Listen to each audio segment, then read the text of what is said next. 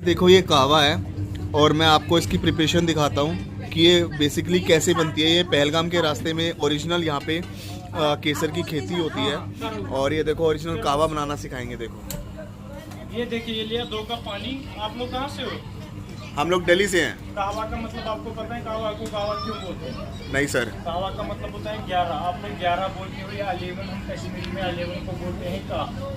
वह मतलब अच्छा, कहवा मतलब 11 मसालों का चाय। इसका स्मेल देखो, स्मेल देखो भाई, इसमें ये 11 हर्ब्स होते हैं। अगर 2 कप कहवा बनाओगे या 2 कप पानी, इतना सा डालना है। ओके। कहवा लगता है कभी बुखार होगा, जुकाम होगा, सर्दी होगा, सर दर्द होगा, गला खराब होगा, सब चला जाता है। इससे इम्यूनिटी बढ़ती है। ओके। ये बन गया 2 मिनट में कहवा। लेकिन ये बन गया विदाउट शुगर। अगर वेट लॉस करना है तो शुगर नहीं डालना है, नींबू डालना है। ओके। और अगर मीठा खाते हो आप, इसमें थोड़ा शुगर भी डाल सकते हो।